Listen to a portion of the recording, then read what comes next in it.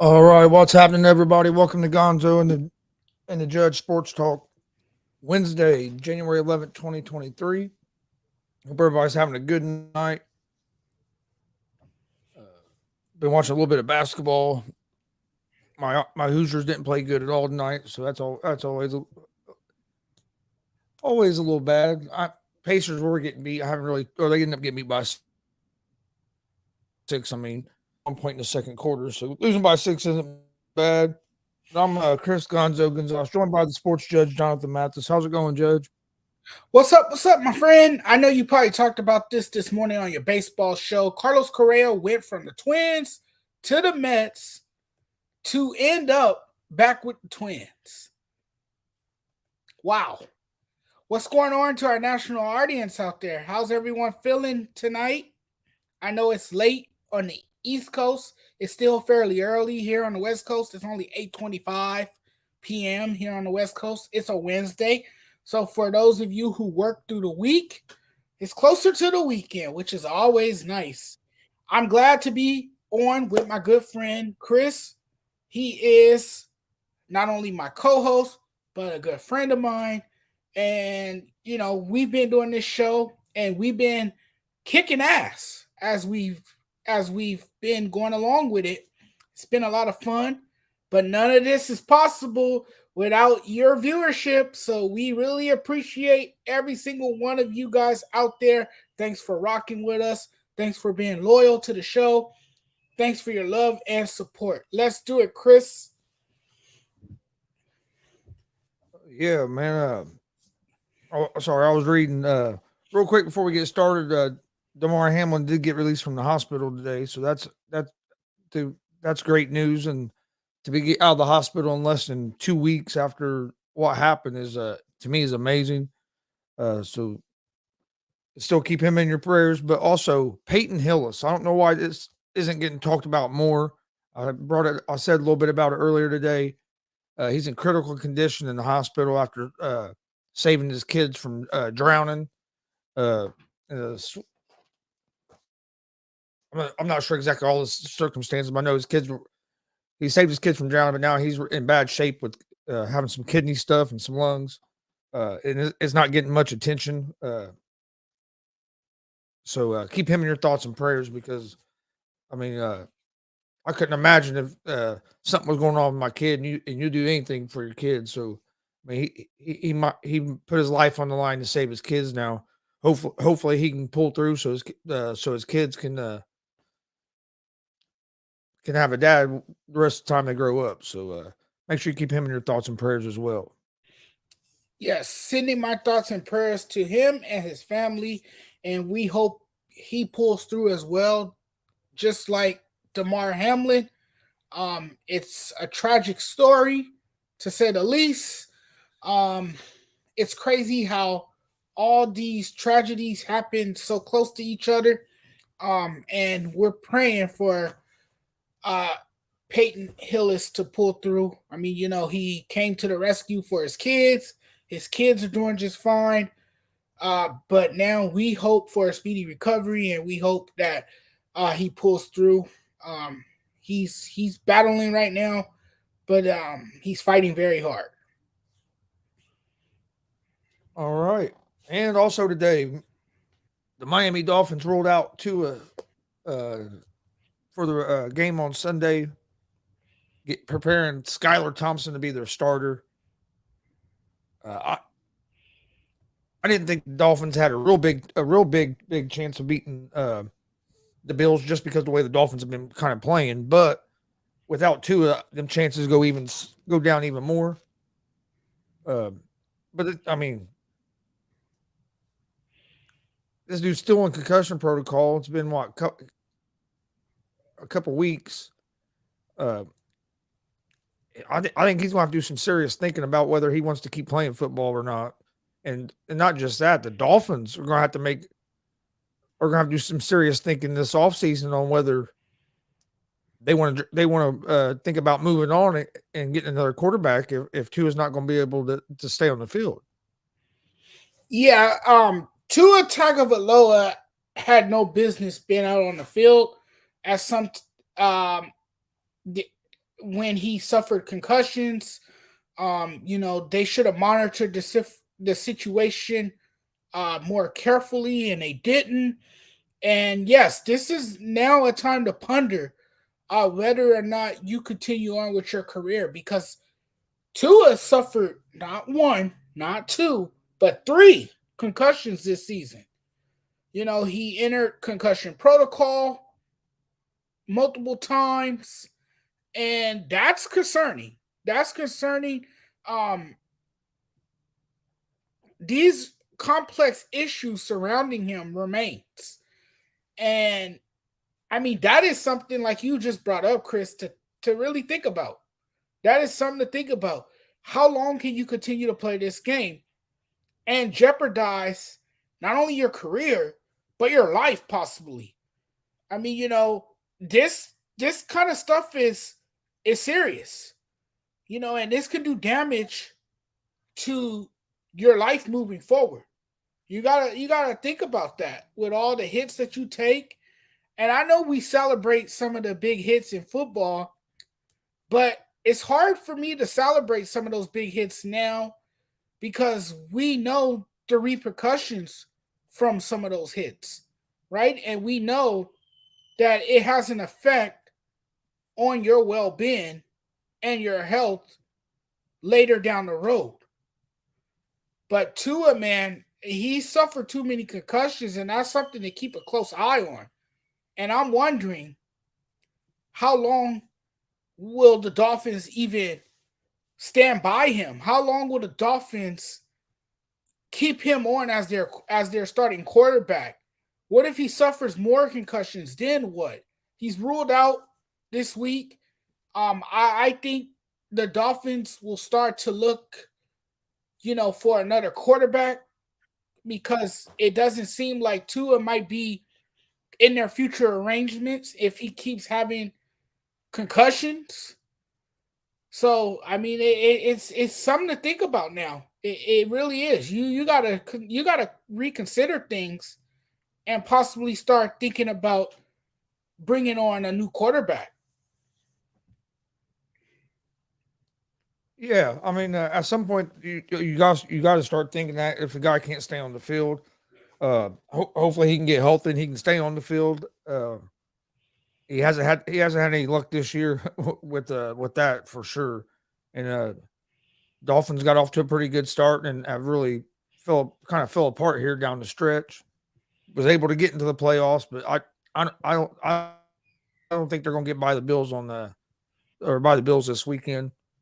I think the Bills, for one, are going to be pretty galvanized with everything that's happened. I think they're going to come out fired up, ready to play. Uh, I mean, when tragedies like that happen, I mean, teams can sometimes come together and kind of go on a run. But it's going to be interesting to see. Lamar still not practicing. Way it sounds, from what I'm hearing, he's probably not going to be playing this weekend in the playoff game. They think Huntley will be back, though, even though he's been banged up. But for the Baltimore Ravens, that's a big deal. I mean, with Lamar, uh, I would give him a shot at beating the Bengals. Not that I wouldn't say they were going to beat the Bengals. I'd give him a shot. Without Lamar, I think that's going to be an uphill battle for the Ravens. Well, I agree with you. It's definitely going to be an uphill battle. You don't have your starting quarterback. You don't have Lamar Jackson. You have Huntley, yes, but he, like you said, he's banged up too. And the team they're playing against has been very hot down the stretch. And that is most likely to translate well into the playoffs.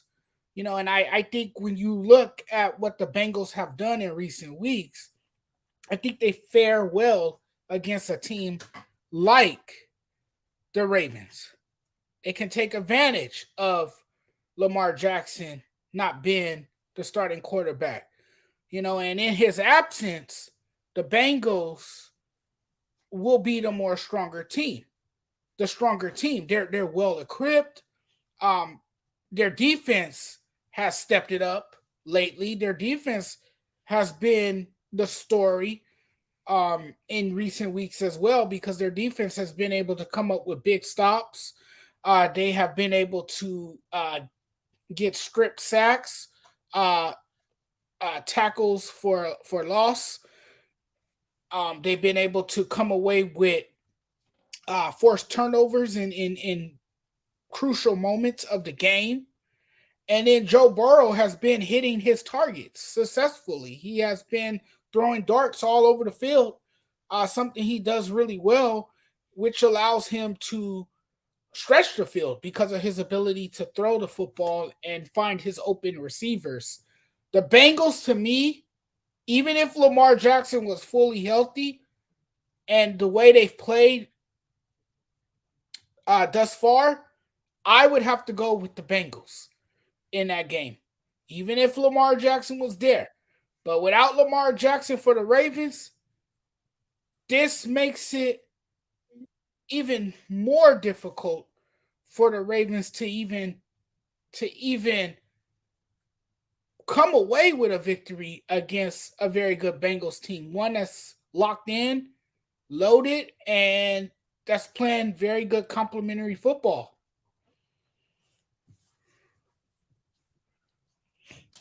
Yes, and man, I'm starting to wonder if Lamar Jackson's even going to play another game with the Ravens. I don't know if this could be all about the injury. It could be some about the contract dispute as well. And if this is about the contract dispute, it's going to be interesting to see what happens if the Ravens franchise tag him, and if Lamar makes the decision to sit out next season if they franchise tag him. So it's going to be interesting off season for sure for the Baltimore Ravens. Um, they could be moving on from Lamar, which I think at the very least they're going to try to franchise tag him. I don't think they're just going unless they try to trade him out. But I would say they're going to franchise tag him and see if they can work out something. They'll franchise tag him. They're not going to just let him walk that easily. There will be fools to do that. Oh yeah, I think with despite the fact that he's dealt with the injury, I think the Ravens should pay him. I think they would regret down the road not paying him. They need to get a deal done for him. There's not too many quarterbacks on the market, and you're not going to look for one in the draft when you're a playoff team. You're not going to get a high draft pick being a playoff team, so you might as well just lock up Lamar Jackson. hey, how's it going, Diggs? Thanks for joining us. What's up, Diggs? What's up, man, my man? Thanks for tuning in. Thanks for rocking with us tonight. We really appreciate it. Yeah, But it's going to yeah, be interesting. that's what I think. That's what I think. No, I've been saying they were going franchise tag him. I mean, as soon as they traded Roquan Smith, and you'll probably remember this. As soon as Roquan Smith got traded to the Ravens, I said that I thought they would sign him, get him re-signed to an extension this year, and franchise tag Lamar Jackson and try to take care of him next season. So we'll see what happens. They just signed Roquan Smith to $100 million contract, so we'll see what the Ravens decide to do. Yeah, but I What's don't up, Mike believe. Hughes? What's up, Mike? Yo, I don't believe Jackson's absence is contract related because this is a guy who made it real clear in the past that he wasn't just about the money. Yeah, sure, you want to get paid. You want that financial security, absolutely. But he made it known publicly and just from the way he conducted himself that he wasn't about the money. He was being patient with the process and just going through the process and not, you know, worrying completely about getting a big contract. He basically came out and said it himself that whenever it gets done, it gets done. There was really no dispute there. At least I didn't see it. The Yeah, guy but went to training camp very excited, ready to go. I think some of that changed when, for one, he got hurt a little bit, and then for two, kind of what Mike is saying. It ain't about the money; it's about the disrespect paid Roquan in NFL record-breaking money for 6 games with the Ravens. I think it's more about uh, he got hurt to be and afraid to get back out there and get hurt again, and then not be able to get a big deal anywhere. I think it's more about that, and he could feel disrespected some as well. But I think that could have changed his mind some, them signing him. But also, you get hurt a little bit, and you go, man, I get out there and I mess this knee up more, I could be done. So, Right. I mean, that can change your mind a little bit. Yeah, that could change the trajectory of your career as well. So yeah, you start to think about those kind of things Uh, when you do suffer an injury. Absolutely. ugh. Jackson is a bum who played himself out of $200 million deal this year. He was awful in the fourth quarter. Jackson has had his inconsistencies. He has had his days where he's up and down. And he has had his days where he just looks completely spectacular. We've seen it with Lamar Jackson.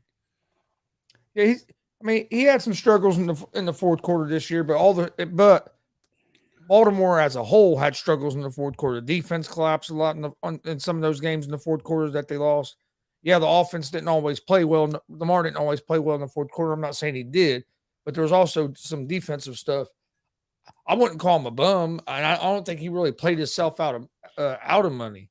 I still think there's teams out there that they'll give him a real big deal, but I just don't think there's a whole lot of teams that any team in the league that wants to set that precedent and match what Oh yeah. Deshaun what not yeah Deshaun Watson got at the 250 fully guaranteed. I think that's more the issue is that the teams don't want to do that because you do that it's just going to keep going up and up and you know what I mean. So I think it's more about that than it is anything. I think they'll give him a offer. I think what they offered him last time 170 guaranteed or something. Somewhere in that range, yeah. I think he'll get close. I think he'll end up getting close to probably close to maybe the 200 million range. I don't know if there'll be a team that's going to match what Watson got. Oh no. And see Deontay, he was 8-4 before the injury. If Kyler can get his deal, Jackson should. He deserves it. I think Jackson. I agree with that too. I agree with that. I agree with that statement as well. No, if I agree. Got paid, yeah, then yeah, Jackson should too as well. I agree Absolutely. with him. I I agree. agree. I agree with it partly. Um, yeah, if Kyler got his deal, Jackson should. I kind of agree with that. But Arizona was stupid for giving Kyler the extension when they did. I believe they gave it to him too early. You didn't have to give it to him then. Yes, he was complaining, wanting that money, and I wouldn't have gave him as much money as I gave him if I got to put a clause in there that the guy needs to study because uh, he don't study his playbook or whatever. So I wouldn't have gave him the deal as soon as they did. I don't think I think Lamar has shown a lot more in the league than what Kyler Murray has. But I think Arizona messed that up, and who knows if Kyler Murray is still going to be with Arizona much longer since they're bringing in a new coach, new GM, and all that. But I think Deshaun will end up getting his money. It could turn into like Kirk Cousins. I mean, if you remember, Kirk Cousins got franchise tagged twice by Washington, and then he was able to go get that fully guaranteed. What was it like 90 to 100 million fully guaranteed from Minnesota? And he's got another contract there since then. Kirk Cousins made a lot of money, and I mean, if Lamar Jackson gets franchise tagged, he's going to make a lot of money. You just don't have that security where if you get hurt, I mean, he'd make like 45 million next year and close to like 55 million the season after that. If they franchise him 2 years in a row, so he'd make almost 100 million in 2 seasons. But I understand you want that guaranteed contract. That way, if something happens, and you get a bad injury, you're still getting paid. Right, exactly. And yeah, it was the timing for Kyler Murray. But hey, he secured his bag too. The thing with Kyler Murray was that a lot of people said he developed bad study habits, that he didn't show great leadership qualities, that he didn't have the work ethic to match with the amount of money that he received from the Arizona Cardinals. But you got to also keep this in mind too, Chris. He did somewhat make the Arizona Cardinals relevant. And he did manage to help get the team to the playoffs Made him relevant. despite losing. Yeah, I don't know. I mean, Despite losing, because they did get to the playoffs and they lost. And they've had one decent year since he's been there, really. yeah, but that decent year is what got him paid. That's what I'm saying. They paid him too soon. Is what that decent year is what got him paid. And these quarterbacks, I wouldn't have gave that deal when he did. These quarterbacks Also, they continue to set the market, reset the market. And you're seeing, I mean, a lot of people feel the same way about Dak Prescott, that he doesn't deserve the money, and that the timing of the deal was not not appropriate. Pay Dak. I want to pay Dak what the Cowboys paid him. He's throwing a pick six every damn week. No, he's underperforming. He has not lived up to that contract. Nope. He looks terrible. Don't get me started on Dak. I could go on and on and on about Dak Prescott. And I like Dak. I talked about this, but he's just, to me, he's just too erratic, too reckless, and too shaky. Yeah. And he's the one quarterback that's holding his team back. Because the defense solid. Their defense hasn't played very good the last couple games. Yeah, they've seen a bit of a drop off, but I trust I will say this: I trust the defense more than I trust that Dallas Cowboys offense, and they got the playmakers. Yeah, but Dak got to clean it up. I think some of it's the offensive coordinator, but some of it's Dak as well. I wouldn't have paid Dak what they paid him. To me, he's an average, maybe a little bit above average QB, but I'd say more about around average. He's not to me, he's not a guy that's going to be able to put the team on his back and just go win you games. I mean, you have to look at it. Everything has to almost go perfect. I mean, if you look back a couple years ago, they brought in Amari Cooper because he didn't have enough help, and then Amari Cooper got there, they would do good. But if it seemed like if Elliott was out, or if there's just one piece missing, that their offense would kind of turn into a clunker. And then everybody, but look all the numbers he puts up. Yeah, but if you look, there was like 2 years in a row, the numbers he put up most of them was in garbage time after they were down 25 points, and they get down 25 points in the first half, and then he would throw for some yards and score a few points in the fourth quarter when the game was out of reach, and everybody want to talk about how look at these numbers he's putting up. Well, yeah, he put up good numbers, but most of them numbers were put up in a time that didn't matter. Can you put them numbers up and make them mean something? Put them up when the game's on the line, or don't get down 28-0 and then decide it's time we can finally move the ball a little bit. So I don't know. I've never been really sold on Dak. Yeah, I'm not saying he's a terrible quarterback, but to me, he's not a franchise quarterback.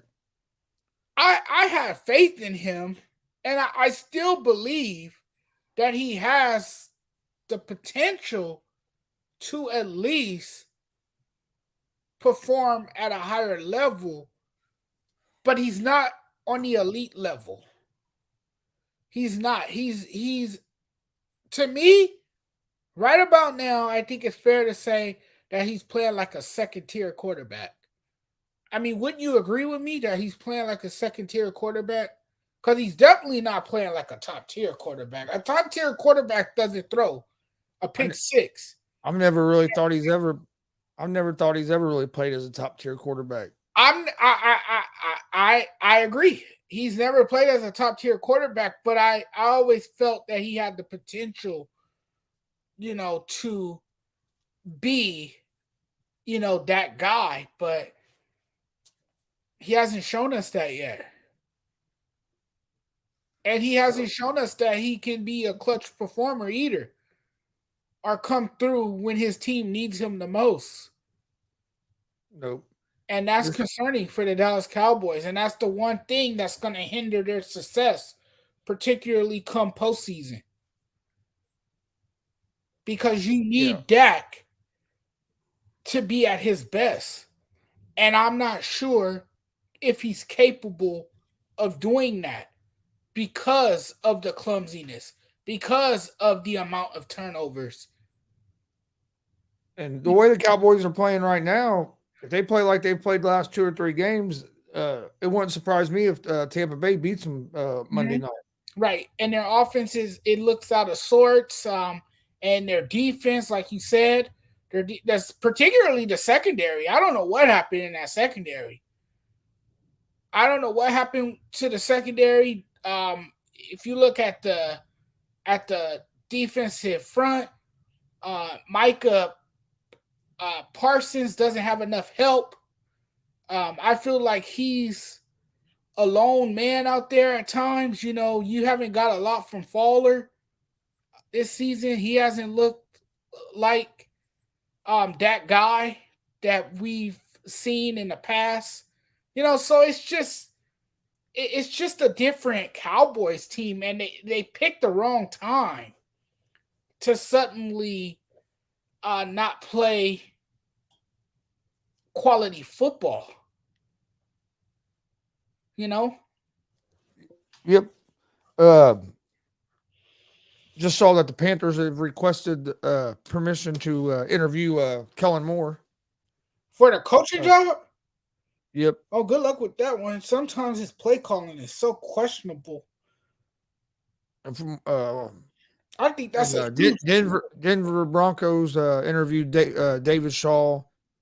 The Colts have like 6 or 7 guys on there that they were going to interview. I know they interviewed the special teams coach. The Colts yeah, I think he was a special teams coach. They interviewed him, and they're going to interview some other people. The best name available right now to me, and no question, is Sean Payton. That's the best name available. He is the prize coaches of all coaches right now. I put Jim Harbaugh right up there with them. That's if Jim Harbaugh decides to leave I, Michigan. I think Jim Harbaugh's leaving Michigan. He's going to interview in Denver. I heard he's still in running for the Panthers job. He should go to the Colts. Cultural interview He's will been interview him linked if to he's the Colts. if he'll interested in that. Oh yeah, he played. He was played pretty good for the Colts. Dustin said that's false, Jonathan. I hate the Cowboys, but Parsons is still a freak, and they were second in the NFL in sacks. Yes, He is Dustin. a freak, but he's Dustin, yeah. But if you look Parsons, if you look at his numbers, most of his sacks came like he hasn't had near as many sacks here toward the second half of the season. Last 4 or 5 games, he's slowed down a little bit. I don't know if that's, but no, but he is a freak, and if he gets going, he can wreck a game. He can definitely wreck a game. But over the last 2 or 3, 4 games of Dallas, he hasn't had many sacks. Yeah, he's looked like a different player, but he needs to. Now's the time for him to pick it up a bit. The Dallas Cowboys are going to need him to be that terrorizing threat. He's going to have to pose the threat. He's going to have to make it difficult for the quarterback, and he's going to have to come off the edge like he does so well to get to the quarterback and make the quarterback's afternoon or night difficult. And if he can do that, then the Dallas Cowboys got a chance, because I feel like Parsons is that guy that sets the tone for the offense. He sets the tone for the defense with his play, his phenomenal play on the field. So yeah, the defense is gonna have to be it's gonna have to be on its game. on this game in the playoffs because you don't know what you're going to get from Dak. There's so much uncertainty surrounding Dak Prescott. And like I said moments ago, you can't trust Dak Prescott to, carry the offense. You just can't. No, I agree. Only one thing that worries me about the Bengals, I'm just reading this real quick. Bengals going to be missing a couple of their offensive linemen, so the Bengals are going to have to. That's going to be interesting in the Bengals and Ravens game. But with Lamar Jackson not playing, I don't think it's going to be a big deal for this first week. That could be something to watch out for as the playoffs advances. The health of that offensive line for the Bengals. And we all know when healthy, that still has been a bugaboo for them early in the year. Remember, they revamped the offensive line, and the offensive line just wasn't. I don't know if they weren't gelling together. If they weren't on the same page. They were starting five new starters, so right, I mean, it will take some time for them all to get on the same page. Right, and now you have a banged up offensive line, which has been one of the glaring weaknesses for the Bengals, which is why Joe Burrow had been out there running for his life, trying to escape the pressure because the offensive line could never really hold steady for him. No, I agree, but yeah, it's going to be interesting about all these coaches, the coaches' openings, who ends up where, uh, and like what they and then what teams do to make what teams do at the draft and during the off season to try with quarterbacks and all that. It's going to be fun to see. NFL offseason, especially the last couple of years, has been pretty interesting. Andre asked Gonzo, "What do you want the Colts to do with their QB situation?" I think a lot of it depends on who they get at coach, what they're going to do, and if they think they want to go to a complete rebuild, or if they still think they got enough pieces, if they can find a guy. I kind of think they're going to end up with Derek Carr is what I think they're going to do. I think they're going to move back if they can get Derek Carr or a quarterback they're comfortable with. I think they'll move back in the draft a little bit and try to strengthen up the offensive line, maybe weapons on the outside, get some of the other pieces that you need. But they could, but they all. I mean, I've also heard or not heard. I saw Ballard yesterday say that they would, if they thought that the quarterback they wanted was in this draft, that they'd do what they had to do to move up and get him. So we'll see. I'm not really 100% sold on any of these guys up at the top of the quarterbacks this draft. So it's going to be interesting, but I'm kind of leaning toward they're going to end up going with Derek Carr. But it depends on if they get him or if he goes somewhere else. So it's going to be interesting. If they do go with the rookie, hopefully we pick the right one. But man, I keep seeing that we're probably a lot of people have taken Stroud on mock drafts. And I don't know. I'm just not 100% convinced that Stroud's going to be that guy in the NFL. Yeah, I'm not ready to call him starting quarterback just yet. I think he still needs to polish some things up. We got to remember this too. The NFL is a different league. The NFL is a different animal.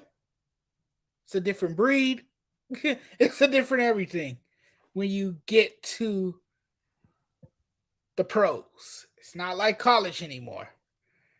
So I told you this before too, Chris.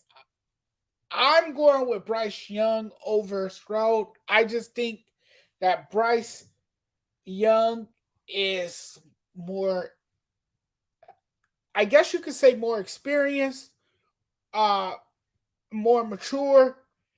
And that's not to say that Stroud isn't either. But I just think that I guess you could say that I think Bryce Young is more NFL ready. Let's just put it that way in simple terms. More NFL ready. I I, don't know. Yeah, I mean, you never know. I mean, you could either oh be no, yeah, you never know. Like I'm you. not sold. I'm not sold on either one of them myself. But that doesn't mean that they're not going to be good. It's just in my opinion, from what I've seen. Young, I worry about his size a little bit. I know people say, "Oh, but there's Kyler That's what we. I was just about to say. That's what we said about Kyler. Murray," but yeah, so and then and then with Stroud, I've in college at Ohio State, I seen him play like he looked awesome against Georgia in that game. But then there was games for Ohio State that against lesser competition where he didn't look great. So I mean, but you always have bad games and stuff. So I mean, it's not. I mean, it's hard to tell. I mean, It really is. there ain't many guys that are just 100% locks that they're going to be a franchise quarterback. You know what I mean? Right. And sometimes the guys that you think are going to be a franchise quarterback turn out not to be, and the guys that get taken in a little bit later rounds uh, end up shining a little bit. So it's going to be interesting to see what happens. I'm ready for the draft to get here. I'm ready for playoffs this weekend. Like tonight, there wasn't a whole lot of sports on. I mean, you had NBA, but I watch NBA, but man, I can't. It's harder for me to get into the regular season to just sit and watch whole games, other than like the Pacers. Uh, I watched a little bit of college basketball tonight, but I'm ready for football this weekend. I watched the Hawks game earlier, and man, the Hawks they were getting obliterated, but then they found a way to mount a late comeback and made the game interesting. But I do believe the Bucks held on to win. I can't remember what was the final score. Yeah, Bucks won. Yeah, the Bucks made 9 threes, by the way, in the first quarter, and they put up 39 points to end the first quarter. Yeah, they went on an offensive explosion in that first quarter. Yeah, I didn't watch none of that game. I watched a little bit of the Pacers game, a little bit of the IU game. And then I flipped over to catch some NHL action on TNT. Wednesday night TNT hockey. I watch a little bit of hockey every now and then, but I don't like watch hockey much hockey. too. I'm trying to get more into it in the regular season and not be so much of a casual fan because I usually watch in the playoffs. Like I'm locked in the playoffs. My eyes are glued to the TV when the playoffs come around. But I'm trying to get into it more in the regular season.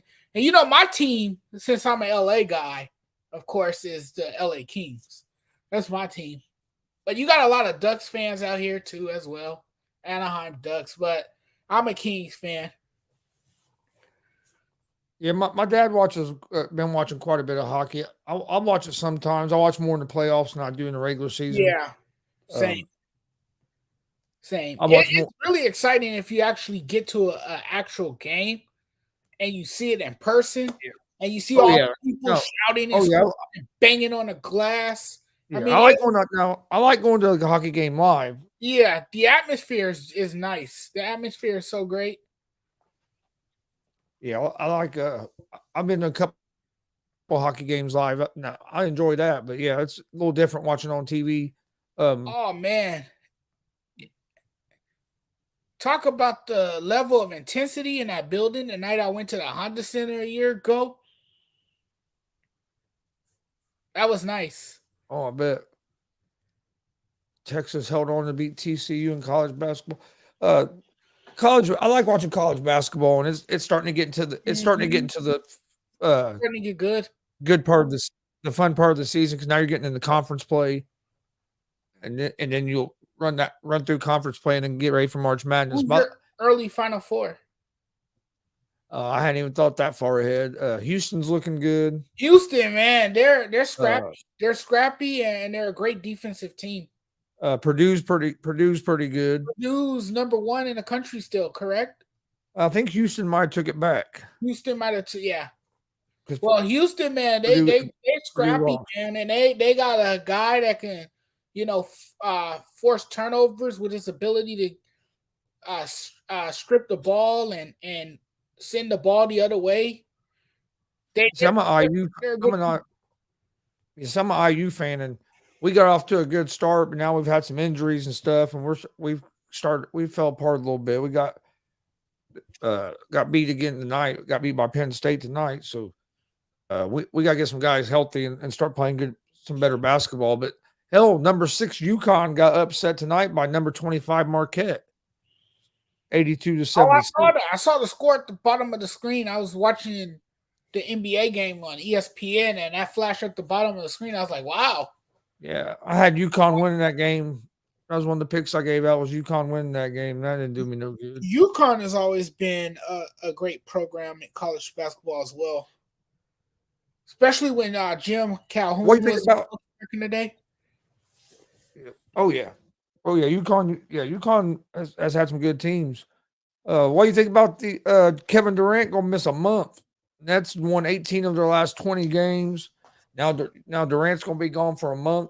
Is this gonna be where the Nets start falling apart? Is this gonna be where Kyrie loses his concentration and decides he wants to take a sabbatical, or Ben Simmons decides he don't want to play ball no more, or do you think the Nets are gonna be able to hold it Well, together I'm hoping until that Durant gets back? I'm hoping that it brings them together because you still got two superstar players out there on the floor. You got Ben Simmons who can distribute the basketball, and although I called him lazy I don't know if like I would a call. I year don't know. ago, I don't think I consider Ben Simmons a superstar player. I know he's not a superstar he's a player. number one draft pick, but I don't think. But I don't think he's lived up to that to say that he's a superstar player. Look, he hasn't played up to his standards. He's been injured. He's missed a lot of time sitting on the sideline. But one thing that he does well, he does defend very well. He has the playmaking abilities. He can pass the basketball. We know that about him. He could be a distributor. You're gonna need him to step his game up. You're not gonna need him to shoot the basketball. You don't need him to score 20 points a night. Well, without Durant, without Durant, you're going to need him to score a little bit more You than need Kyrie usual. Irving to do that. You need Kyrie Irving to be the prolific Yeah, but Kyrie can't. Isn't going to be able to make up all of it. Hell, Kyrie can't score 60 a night, and everyone else is gonna have to step up around him. and Simmons going to have to step up some too. And Simmons, yeah, but I don't think you're not gonna get a lot of scoring from him because he's not a great shooter. Yeah, but that's the thing. You don't have to be a great shooter. He can get to the rim, but he's afraid about going to the Right. free throw line. And there's times that he can't even make his damn free throws. I mean, there's times LeBron James can't make free throws. So, That's true too. Yeah, absolutely.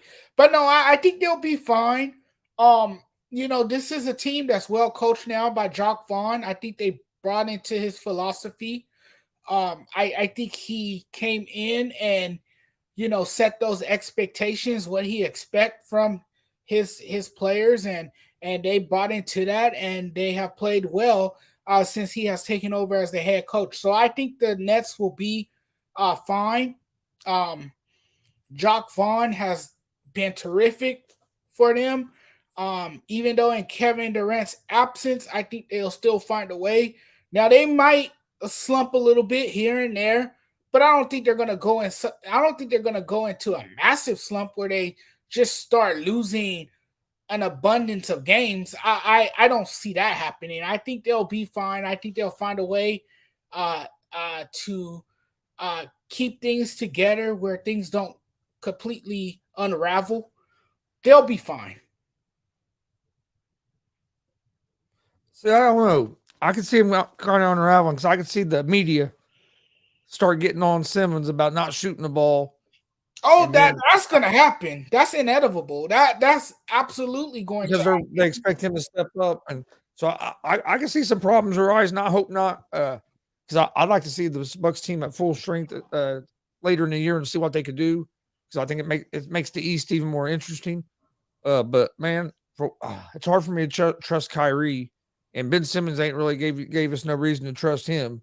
So it's gonna be interesting to see what happens over this next month and a half. you can say that it's been a small sample size, but we have seen them at full strength so far, and they've been one of the best teams in NBA basketball. Yeah, but for how many games? That's what I'm saying. I want And I'm talking about, are they going to stay at? That's what I'm saying. Without What Durant, are they going to be able to stay what I'm together until he get back is and it not be able to get it back sustainable? together? Is it sustainable? Yes, I think they'll be fine. But what I'm more curious to see is how they prepare for the playoffs and how well they perform in the playoffs. It doesn't matter what they do in the regular season because we know regardless they're a playoff team. The Nets are going to be in the playoffs this year. But remember, they got bounced out of the playoffs early last year and they got swept, mind you, by the Boston Celtics. And that left a bad taste in their mouth. So the Nets know what they have to do this season in order to be a championship team. A lot of people, a lot of people are talking about them. A lot of people are paying close attention to them. And a lot of people have marked them down as favorites to come out of the East. That's a lot of pressure on guys like Kyrie Irving, Kevin Durant, and Ben Simmons.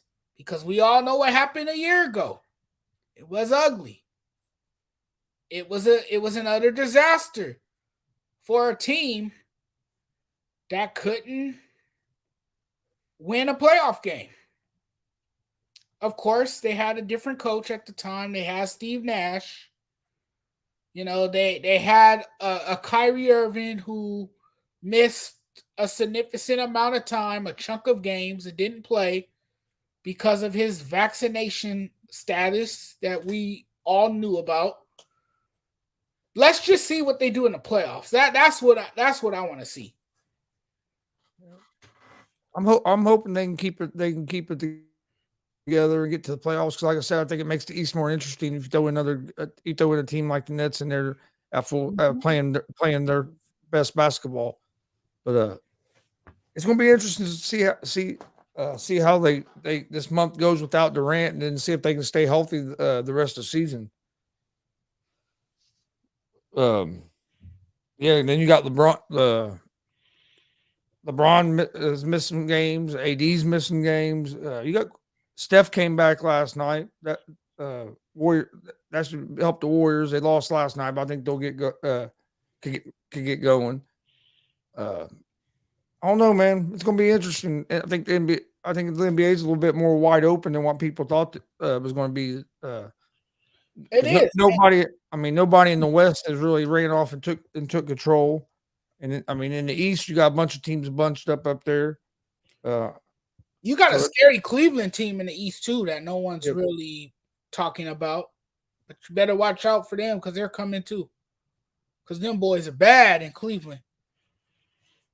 They've been playing well. It's Boston, the Bucks. The Bucks haven't even really been at full strength most this year. Middleton's missed a lot of games, and so you get him back with the Bucks, the Nets, and the Cavs and the Celtics, and it's going to be interesting. Yeah, the East is kind of loaded at the top with those teams that we've mentioned. You got the Nets, you got the Bucks, And you got Cleveland. Who else? What's the other team that I forgot? You got Celtics. hell yeah. I think the Celtics might come out of the East though. And I said that earlier last week as well. Jason Tatum is playing like an MVP. You still got Jaylen Brown. And those two guys can be a 1-2 punch together. We got Marcus Smart. Marcus Smart has been missing some games here lately, but Yeah, they but need to he'll get be him back. back. They'll get him back. Yeah. No, yeah. I'm just saying they need him to be healthy come playoff Right. time. You and that coach of theirs, man, he has stepped up and taken the place of Ime Udoka, and he has done a terrific job. A round of applause to him. A round of applause to him for keeping that team together for keeping that culture as it is. I can't say enough about what he has done to keep that team in prime contention and keep things afloat for a franchise that kind of went through a messy situation with the Udoka scandal. Yeah, but I didn't expect them to fall off that much with this coach just because they still had their core, they still had the pretty much the same team that they had last year, except they added Brogdon and stuff. So I wasn't And expecting he's a too great veteran leader. so I wasn't expecting too much of a drop off. I thought they might struggle a little bit at the beginning of the season, kind of like they did last year at the beginning of the season with Udoka. I figured by the end of the season they would be where they needed to be, and they got to where they needed. I mean, they came out hot, so they've looked fine. New York Knicks have been better than what I think people thought they would. The Indiana Pacers have been better than what people thought we would Pacers would be at this point in the season. We did lose to the Knicks tonight, but I mean, Pacers been playing pretty good basketball, and to be over 500 at this point in the season is is good for the Pacers. Like I said, Vegas only had them winning like 25 games the whole season, and they're already at that mark. Yeah, it's pretty impressive what they've been able to do. You look at Halliburton, man, Halliburton, man, and he's just on another level right now. He's playing, he's playing encouraging basketball. I mean, and it's encouraging uh, as a whole for that entire Pacers team.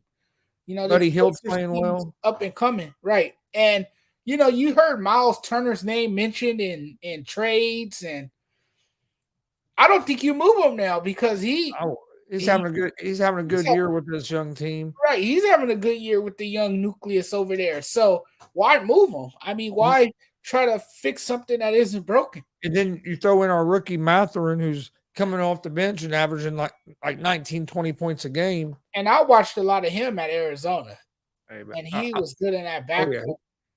He And was then good. even our second pick, Nimhard from Gonzaga, he's came in and played and has played well. Mm-hmm. So I mean, uh, So Carlisle has that team playing pretty good right now. We'll see if we can stay healthy and if it can continue throughout the season, or if there's a drop off in this young team. But there's a lot of promise in Indianapolis.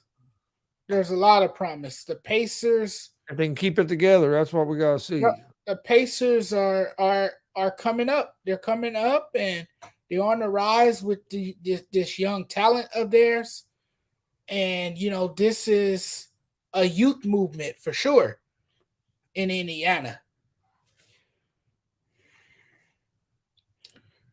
All right, Judge. Was there anything else that we didn't hit that Hustlers, you was right? wanting They to? do have an easy schedule coming up, so that kind of favors their outcome. And yeah, like I told you moments ago, the Nets will be just fine. Not too much to worry about if you're a Nets fan. We'll see.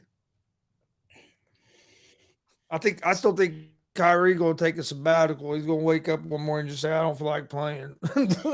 Oh no, we don't want to have to go through that crap again. I almost dropped the S bomb, by the way.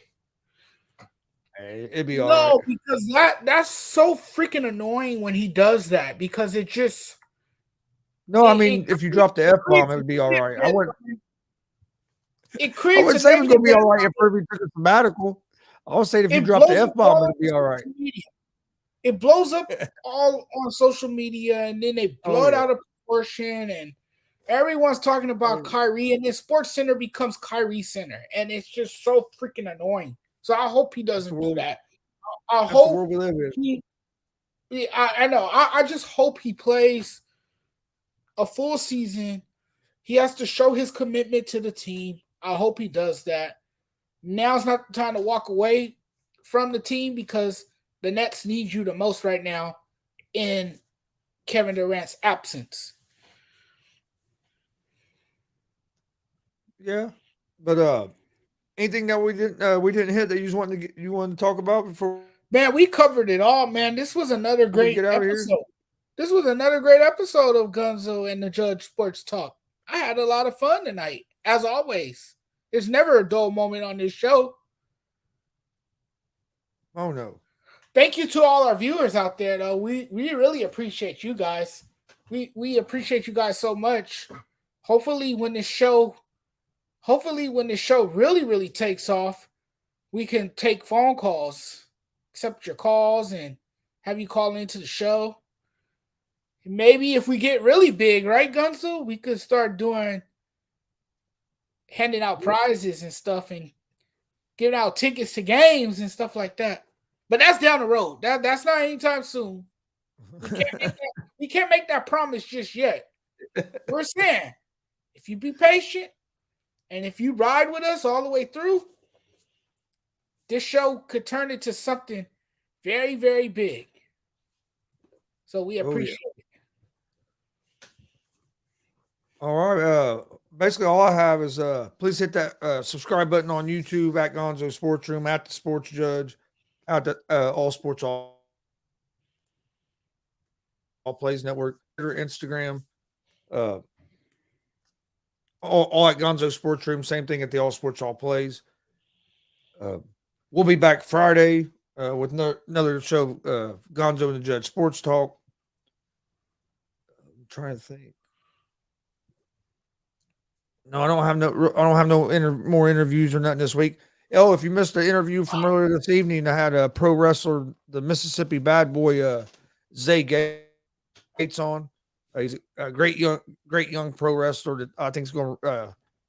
I think he has a chance to really get big in the wrestling business. He was on with us tonight. You can find out on our YouTube channel, well, actually on Facebook as well. Either one at Gonzo Sports Room or at the All Sports All Plays Network. I thought it was a great conversation with Zay tonight, so check it out. Last Sunday, we also had a pro wrestling show, Summit Pro, out of Greenfield, Indiana.